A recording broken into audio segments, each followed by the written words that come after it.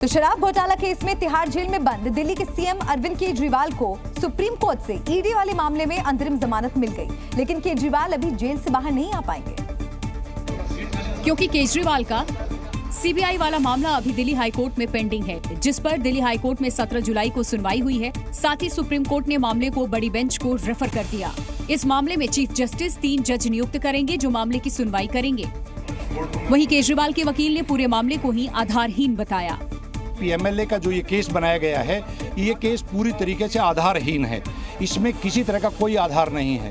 ना अभी तक एफआईआर में नाम था अरविंद केजरीवाल जी का, ना अरविंद केजरीवाल जी के खिलाफ कोई साक्ष्य है, और कहीं भी अभी तक ईडी ये तय नहीं कर पाई, एस्टेब्लिश कर पाई है कि किन सर्कमस्टांसेस में माननीय मुख्यमंत्री को अरेस्ट करना पड़ा उन। केजरीवाल के सीएम पद पर रहने को लेकर के सुप्रीम कोर्ट ने टिप्पणी की। सुप्रीम कोर्ट ने कहा कि सीएम बने रहने का फैसला केजरीवाल खुद करें, क्योंकि अरविंद केजरीवाल चुने हुए नेता हैं। दिल्ली के मुख्यमंत्री का पद प्रभावशाली है, ऐसे में सीएम बने रहने पर कोर्ट निर्देश नहीं दे सकता। 21 मार्च को अरविंद केजरीवाल की गिरफ्तारी के बाद ईडी के इस कदम को हाई कोर्ट में चुनौती दी गई थी, जो खारिज हो गई थी। इसके बाद मामला सुप्रीम कोर्ट पहुंचा था। लेकिन अरविंद केजरीवाल के जेल में रहने से कई सवाल उठ रहे हैं। सवाल ये कि केजरीवाल जेल में रहेंगे तो दिल्ली को कौन चलाएगा, क्योंकि मुख्यमंत्री के नहीं रहने से दिल्ली की हालत बिगड़ती जा रही है। कैबिनेट बैठक नहीं हो पा रही है और उसकी वजह से बड़े फैसले नहीं हो पा रहे हैं। मेयर का चुनाव वक्त पर नहीं हो पा रहा, किसी मंत्री की शपथ भी नहीं हो पा रही है। साथ ही नई योजनाएं लागू करने में भी दिक्कतें आ रही हैं। इधर बीजेपी इस संकट के लिए केजरीवाल को जिम्मेदार ठहरा रही है। सत्ता के मुंह में इतने मदमस्त हैं कि सीएम की कुर्सी को छोड़ने के लिए वो तैयार नहीं है। इनकी इस जिद के कारण दिल्ली में एक पॉलिसी पैरालिसिस हो रहा है, एक कॉन्स्टिट्यूशनल क्राइसिस हो रहा है। वहीं दूसरी ओर आम आदमी पार्टी इसे बीजेपी की साजिश बता रही है। ये दिल्ली के काम ठप करने के लिए भाजपा ने अनेकों तरकीबें अपनाई। ये जो पूरा शराब घोटाला तथा कथित शराब घोटाला है, ये भी भाजपा के कार्यालय में लिखा गया था। सुप्रीम कोर्ट केजरीवाल को अंतरिम जमानत मिलने के बाद आम आदमी पार्टी उत्साहित है और उसे उम्मीद है कि सीबीआई वाले केस में भी राहत मिल सकती है। तो वहीं बीजेपी सवाल खड़े कर रही है और आम आदमी पार्टी ने सीबीआई केस को बीजेपी की सोची समझी साजिश बताया। दिल्ली की मंत्री आतिशी ने कहा कि जानबूझकर केजरीवाल को सीबीआई का इस्तेमाल करके गिरफ्तार किया गया। उनको पता था कि सुप्रीम कोर्ट से भी जमानत मिल जाएगी, इसीलिए उन्होंने एक और षड्यंत्र रचा और सुप्रीम कोर्ट में जिस दिन अरविंद केजरीवाल जी की जमानत का केस आना था, उससे पिछले दिन अपने एक और राजनीतिक हथियार सीबीआई से अरविंद केजरीवाल जी को गिरफ्तार करवा दिया। वहीं बीजेपी ने आम आदमी पार्टी के आरोपों पर जोरदार पलटवार किया। अंतरिम जमानत तो लालू यादव को भी मिली थी, बाद में कन्विक्टेड हुए, जेल जाना पड़ा। इस पूरी दिल्ली को लूटने का काम जो अरविंद केजरीवाल ने किया है, इसका सच सामने आएगा। अरविंद केजरीवाल को इसकी सजा मिलेगी। वहीं लोकसभा चुनाव में दिल्ली में आम आदमी पार्टी के साथ गठबंधन करने वाली कांग्रेस ने एक बार फिर निशाना साधा है और शराब घोटाले पर केजरीवाल को कटघरे में खड़ा किया।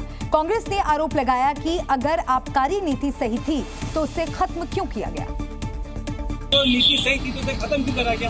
पहली बार दिल्ली में इस नीति के बाद में मंदिर, मस्जिद, गुरुद्वारा, स्कूल के 100 मीटर के अंदर शराब के ठेके खोले। केजरीवाल जी ने 1000 मोहल्ला क्लिनिक खोलने का वादा किया था, 800 शराब की दुकानें केजरीवाल जी ने खोल दी। और इसके साथ ही दिल्ली के मुख्यमंत्री अरविंद केजरीवाल को तिहाड़ जेल में 90 दिन से ज्यादा हो गए। इस दौरान दिल्ली सरकार के कई काम प्रभावित रहे। अगर सरकारी योजनाओं की बात करें तो फ्री वाईफाई बंद रहा, बुजुर्गों को 4 महीने से पेंशन नहीं मिली है, सरकारी सेवाओं की घर तक डिलीवरी भी बंद रही है। इसके अलावा नई सड़कों का उद्घाटन तक नहीं हो पाया है। इतना ही नहीं, इनकी मरम्मत का काम भी रुका हुआ है। साथ ही 90 दिन में दिल्ली कैबिनेट की एक भी बैठक नहीं हो पाई। पहले महीने में 3 या 4 बैठक ही हुई, जिसके चलते कई मामले लंबित पड़े हैं।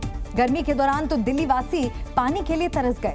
लोगों को पीने का पानी तक नहीं मिल पाया, जिसके लिए दिल्ली के मंत्री आतिशी अनशन पर भी बैठी थी। तो वहीं पहली बारिश में जब दिल्ली में जल भराव हुए, तब भी दिल्ली की जनता जल भराव से परेशान रही। राजधानी के नालों की साफ सफाई तक नहीं हो पाई।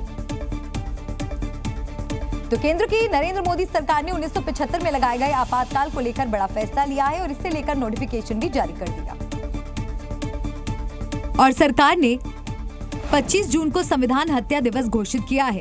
दरअसल 25 जून 1975 को तत्कालीन इंदिरा गांधी सरकार ने देश में आपातकाल लगाया था। लोकसभा चुनाव में कांग्रेस ने बीजेपी पर संविधान बदलने का आरोप लगाया था। केंद्रीय गृह मंत्री अमित शाह ने सोशल मीडिया पर इस बारे में लिखा कि 25 जून 1975 को तत्कालीन प्रधानमंत्री इंदिरा गांधी ने तानाशाही मानसिकता का निर्लज प्रदर्शन करते हुए देश पर आपातकाल थोपकर हमारे लोकतंत्र की आत्मा का गला घोंट दिया। लाखों लोगों को बिना किसी गलती के सलाखों के पीछे डाल दिया गया और मीडिया की आवाज दबा दी गई। भारत सरकार ने हर साल 25 जून को संविधान हत्या दिवस के रूप में मनाने का फैसला किया है।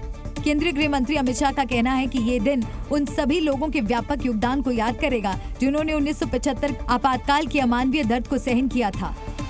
प्रधानमंत्री की अध्यक्षता वाले मंत्रिमंडल की लिखित सिफारिश पर आपातकाल की घोषणा की जाती है। इसके तहत नागरिकों के सभी मौलिक अधिकार निलंबित हो जाते हैं। इधर कांग्रेस ने केंद्र सरकार के फैसले पर सवाल उठाए हैं और कहा कि असल मुद्दों से ध्यान भटकाने के लिए सरकार ऐसे फैसले कर रही है। जिस दिन आपातकाल लगी थी उसके बाद तो बहुत से चुनाव हो चुके, बहुत से जनादेश आ चुके, लेकिन ये भी सच्चाई है जिस दिन से मोदी सरकार ने सत्ता संभाली है हर रोज संविधान की हत्या हो रही है, संविधान की उपेक्षा हो रही है, संवैधानिक संस्थाएं नष्ट की जा रही हैं। तो अगर भाजपा सरकार उसे पुकारना चाहती है संविधान हत्या दिवस के रूप में, तो मैं कहूंगा मोदी जी का कार्यकाल संविधान हत्या युग के रूप में जाना जाए। खबर उत्तर प्रदेश से। यूपी में शिक्षकों की डिजिटल हाजिरी को लेकर योगी सरकार एक्शन मोड में है।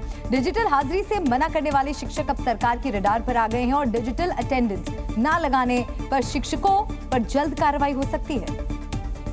सूत्रों के मुताबिक मुख्यमंत्री योगी आदित्यनाथ ने शिक्षा विभाग के साथ बैठक कर डिजिटल हाजिरी न लगाने वाले शिक्षकों पर सख्त कार्रवाई के निर्देश दिए और कहा कि शिक्षकों को हर हाल में डिजिटल हाजिरी के नियम का पालन करना होगा और अगर नियम नहीं मानते हैं तो डिजिटल हाजिरी नहीं लगाने पर विभागीय आदेश का उल्लंघन माना जाएगा। 3 दिन तक डिजिटल हाजिरी नहीं लगाने वाले शिक्षकों पर कार्रवाई होगी और ऐसे शिक्षकों को वेतन और मानदेय अगले आदेश तक रोका जा सकता है। डिजिटल हाजिरी को लेकर एक तरफ योगी सरकार सख्त है तो दूसरी तरफ अफसरों को शिक्षकों को समझाने की जिम्मेदारी दी गई है। यूपी के बलिया में जी मीडिया की टीम ने एक स्कूल में दौरा किया। बीएसए के अधिकारी शिक्षकों को डिजिटल हाजिरी को लेकर समझाते नजर आए। शिक्षकों में भी कुछ भ्रम है, उस भ्रम को हम लोग दूर कर रहे हैं और जागरूक कर रहे हैं कि ये ऑनलाइन चीजें होने से व्यवस्थाएं पारदर्शी तरीके से और समय से संचालित हो सकेंगी। यूपी में डिजिटल हाजिरी को लेकर योगी सरकार अपने फैसले से हटने को तैयार नहीं है तो वहीं दूसरी तरफ शिक्षकों ने भी इस फैसले को मानने से इनकार किया और ऑनलाइन हाजिरी नहीं लगाई। और यूपी के कई जिलों में काली पट्टी बांधकर डिजिटल हाजिरी के खिलाफ अपना विरोध जताया। सहारनपुर के स्कूलों में शिक्षक हाथों में काली पट्टी बांधकर छात्रों को पढ़ाते दिखाई दिए।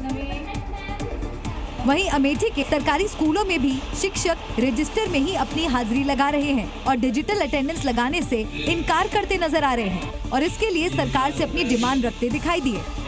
हमारी कुछ जायज मांगे हैं, उनको पूरा करे सरकार, उसके बाद अटेंडेंस हम लोग देंगे। वहीं उन्नाव के सरकारी स्कूल में शिक्षकों ने डिजिटल हाजिरी से इनकार की वजह शिक्षकों पर ज्यादा वर्कलोड बताया। सर, शिक्षकों से बहुत सारे काम लिए जाते जिसमें अब हम लोग अकेले भी हैं, स्कूल देखें, बच्चे देखें कि और अदर काम करें। कहीं पल्स पोलियो में लगा दिया जाता है, कहीं बाल गणना में लगा दिया जाता है। उत्तर प्रदेश में बाढ़ और बारिश से हालात बेहद खराब हो गए हैं। कई जिलों में नदियों का जलस्तर बढ़ने से बाढ़ का पानी रिहायशी इलाकों में घुस गया। मुख्यमंत्री योगी आदित्यनाथ ने बाढ़ में लापरवाही पर कई अधिकारियों से जवाब मांगा है। उत्तर प्रदेश के कई जिलों में भारी बारिश और नदियों के उफान पर आने के बाद जगह जगह से सैलाब की डराने वाली तस्वीरें सामने आई। शाहजहांपुर में लखनऊ दिल्ली हाईवे पर बाढ़ का पानी आने से गाड़ियों की लंबी कतार लग गई और कई वाहन सैलाब में डूबे दिखाई दिए।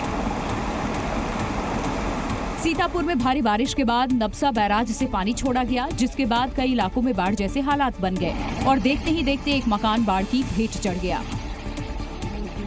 गनीमत की बात ये रही, जिस वक्त यह हादसा हुआ उस वक्त घर में कोई मौजूद नहीं था। वहीं मुख्यमंत्री योगी आदित्यनाथ ने गुरुवार को बाढ़ प्रभावित इलाकों का दौरा किया और अधिकारियों के साथ बैठक कर लापरवाही बरतने वाले अफसरों पर कार्रवाई की।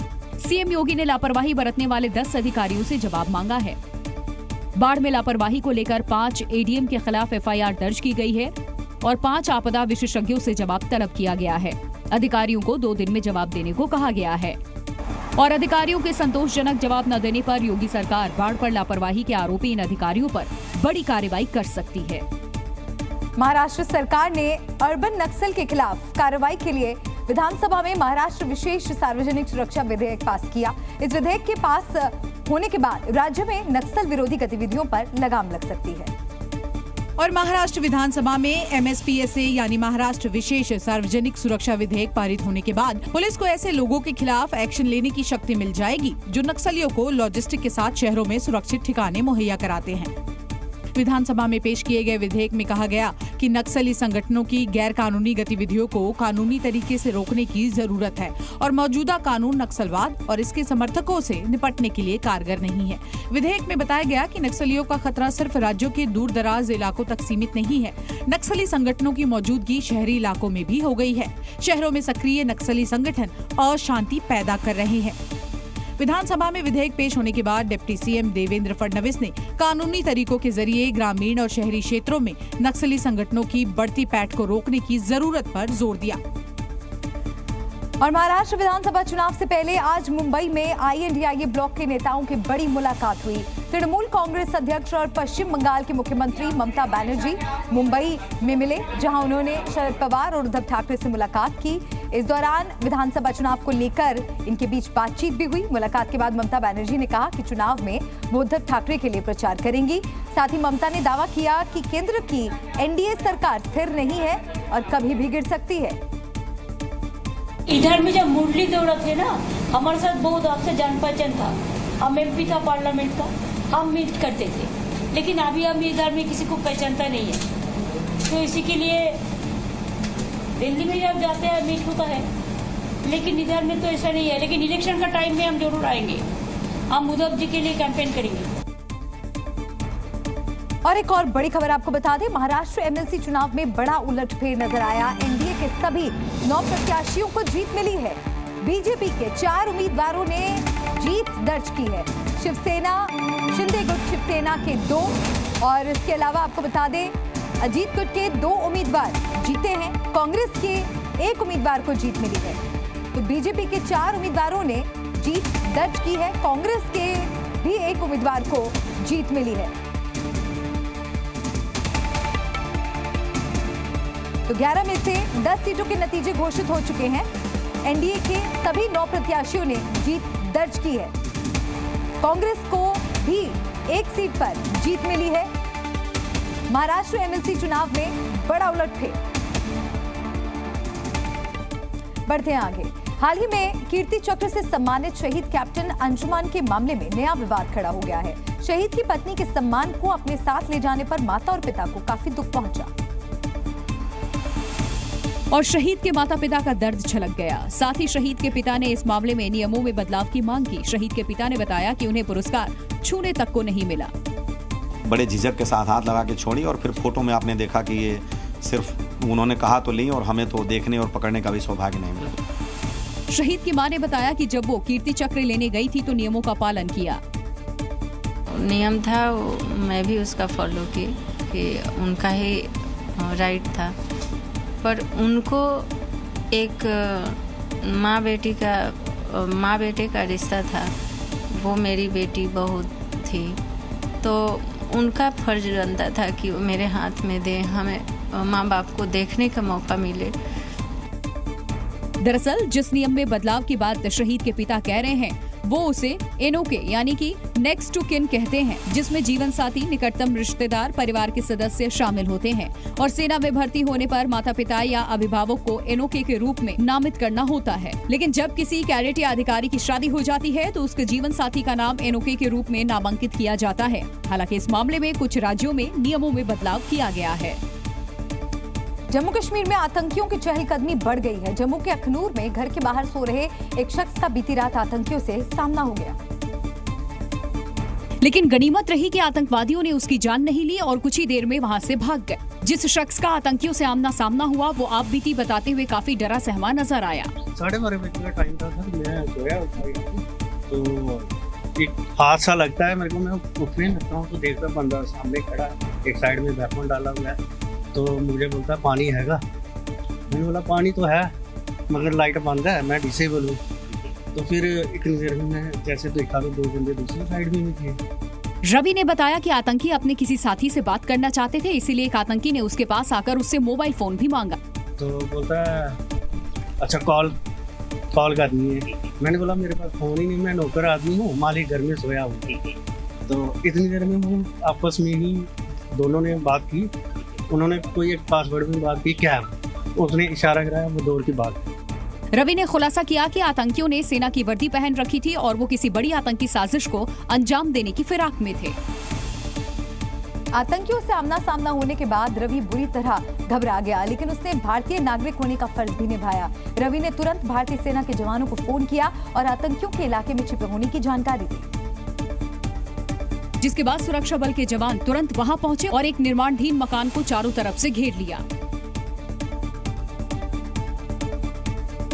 सुरक्षा बल के जवानों को पूरी आशंका थी कि आतंकी इसी घर में छिपे हो सकते हैं, इसीलिए घर को चारों तरफ से घेरकर सर्च ऑपरेशन चलाया गया।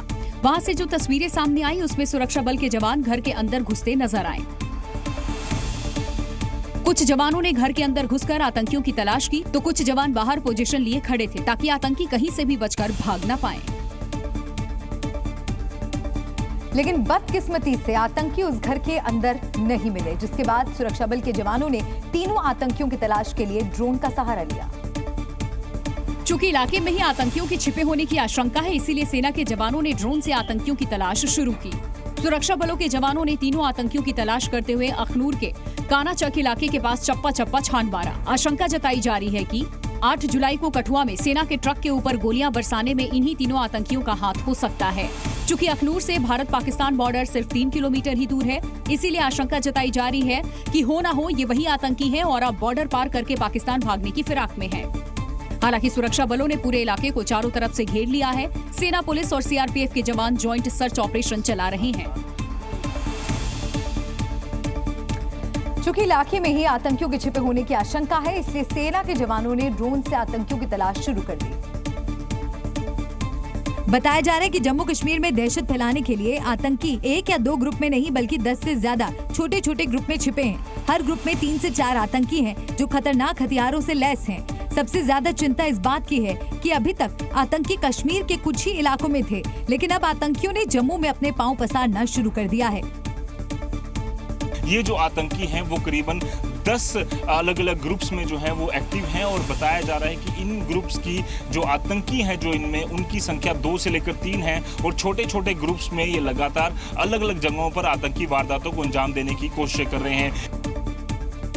बताया जा रहा है कि जैश ए मोहम्मद, लश्कर-ए-तैयबा जैसे आतंकी संगठन पाकिस्तान की गरीबी और भुखमरी का फायदा उठाकर नए नए युवाओं को अपने आतंकी संगठन में जोड़ रहे हैं। खबर तो ये भी है कि नए नए भर्ती हुए आतंकियों को टारगेट किलिंग करने के लिए इनाम दिया जा रहा है और जो जितनी हत्या करेगा उसे उतना ज्यादा पैसा मिल रहा है।